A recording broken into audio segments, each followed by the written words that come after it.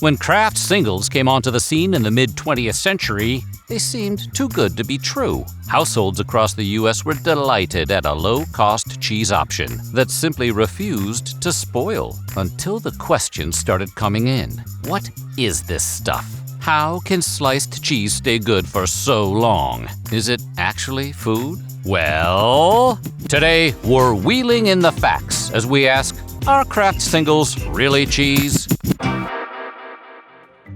But before we cut the cheese, why don't you hit that subscribe button? Then head on down to the comments and let us know what other miracle products you want to hear about next. For now, we're single and ready to mingle.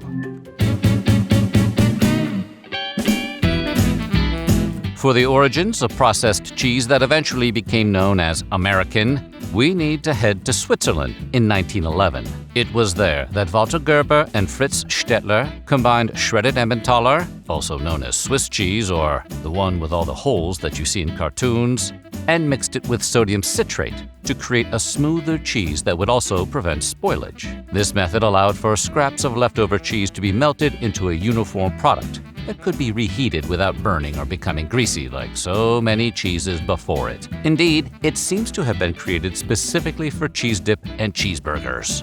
In 1916, a patent was awarded for a new version of processed cheese. By heating cheddar and whisking the ever-loving heck out of it to sterilize, you could create a shelf-stable product that could preserve flavor and last for months. Add in a bit of sodium citrate and sodium phosphate to give this new cheese a creamy texture, and you're looking at one of the most important culinary inventions of the 20th century. This new patent helped industrialize cheese production in the U.S., and it was all thanks to a Canadian-born Chicagoan who decided he wanted to sell cheese. That man's name was J.L. Kraft. Yep, that Kraft.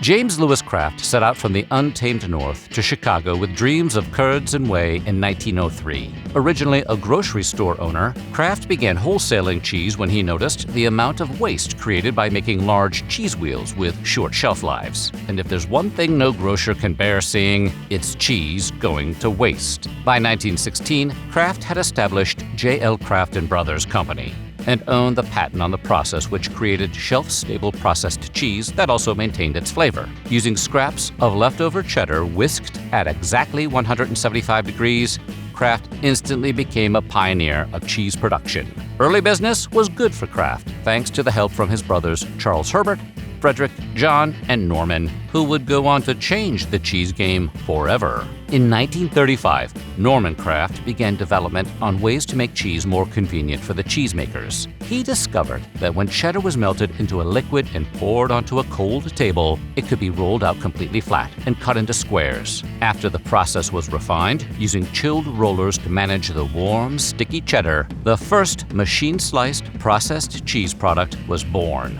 History would go on to dub this particular process of cheesemaking the American method. Whatever Kraft was doing, they were doing it well. With their immediate commercial success, they were able to keep innovating their methods and perfecting their recipe. Their processed cheese was a huge benefit during both world wars, with over 40% of cheese consumed in the U.S. by 1930 being sold by Kraft. Soldiers were able to dine on a cheese product that could stand up against the grueling conditions of war, which is presumably why every slice feels vaguely bulletproof. By the time 1950 rolled around, Kraft was at the top of the cheese game thanks to their nifty new Kraft Deluxe Processed Slices. Peelable slices of cheese which were stacked in small blocks and sold in delis and supermarkets. It's still sold today as the top-shelf Kraft Singles brand, insofar as such a thing exists. It turns out peelable cheese technology was just the boom the industry was looking for. The product became an almost overnight success, with some grocers reporting cheese sales climbing up to 150% after the Deluxe debut. Many imitators and competitors would emerge, but Kraft were the first to bring this idea to market.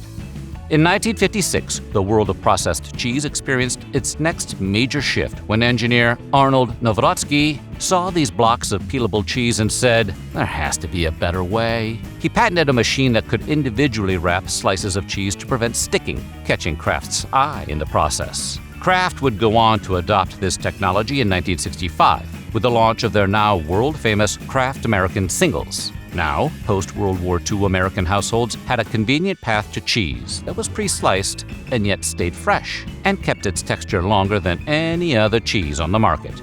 Kraft Singles remain one of the company's most iconic products, with over 40% of households in America purchasing the slices today.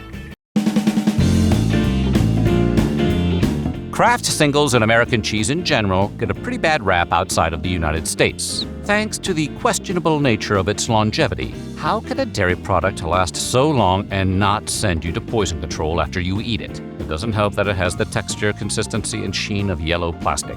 Delicious yellow plastic. The Federal Trade Commission had their own concerns in 1992, when it took Kraft to task over the packaging of Kraft Singles, which claimed that each individually wrapped slice contained 5 ounces of milk, which is roughly the equivalent of 1 glass of milk. It was a bold claim, because it was nowhere near true. The campaign was deemed deceptive, and Kraft had to stop making aspirational claims about its cheese. The company has also gotten in hot water over its unintentional ingredients.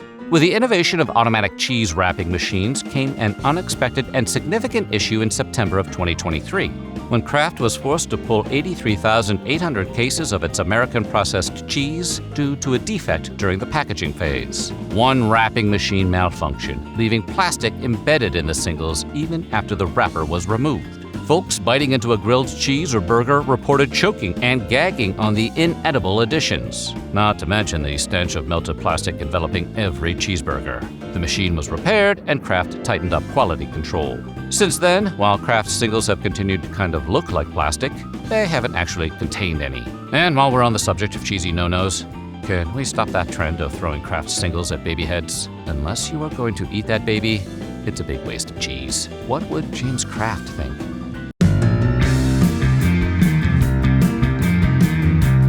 Okay, the question burning through the center of the quesadilla is, are Kraft Singles actually cheese? Well, according to FDA standards of identity, to qualify as cheese, a product must contain more than 51% cheese curd to qualify as cheese. Turns out, cheese labeling has all sorts of caveats when deciding what is and is not allowed to be cheese. If vegetable oil is used instead of dairy, the product cannot use the word cheese and must instead be labeled as American slices or sandwich slices, without specifying what those slices may be. Cheesemakers pushed for legislation to distinguish real cheese from this imposter cheese by mandating stricter labeling guidelines. Kraft Singles falls slightly under the 51% cheese metric, which means the company is legally prohibited from labeling Kraft Singles as cheese. For a while, the product was labeled pasteurized processed cheese food, but they had to remove the food part after an ingredient change. They also had to change up their commercials, as a lot of them ran with a debunked claim that each slice contained 1 glass of milk. Kraft Singles do contain the stuff you want to see in cheese, like milk and whey, but the list of ingredients goes on to include milk protein concentrate, milk fat, sodium phosphate, calcium phosphate, salt, sorbic acid, cheese culture, enzymes, annatto, and paprika extract. All those additives add up to something now called pasteurized prepared cheese product, but it's still not legally allowed to be called cheese. You can do so in the privacy of your own home. Just make sure nobody is listening.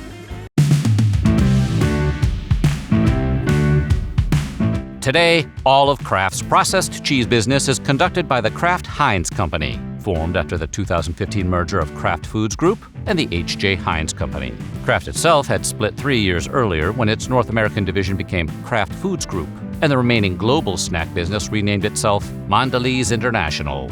So, update your fantasy rosters, I guess. Under the Mondelez International umbrella lives the likes of Philadelphia cream cheese, Oscar Mayer, Jell-O, and Kool-Aid. But Kraft Singles are a far cry from the cheese boom of the mid-20th century. Back when processed cheese was new and fresh, folks couldn't get over the convenience of the stuff, with few consumers wondering just what it was they were eating. Sales of Kraft Singles today have been steadily declining since 2014, with consumers now focusing more on natural, healthy foods and working to eliminate processed foods from their diets as much as possible. This means folks are less likely to reach for a nigh invulnerable block of American slices. But that doesn't mean our favorite cheese-like product is going anywhere. Demand saw a bit of a bump during the COVID-19 pandemic, with almost a 10% surge in sales in 2020. A 2021 YouGov poll placed American cheese in second, just behind cheddar cheese for most preferable cheese. And like we mentioned earlier, Kraft Singles still find themselves in over 40% of American households, firmly retaining its crown of the best-known cheese in the country. But more importantly, they're still pretty darn good on a cheeseburger. So what do you think? Do you have a package of Kraft Singles in your fridge right now? Let us know in the comments below, and while you're there, check out some of these other weird history food videos.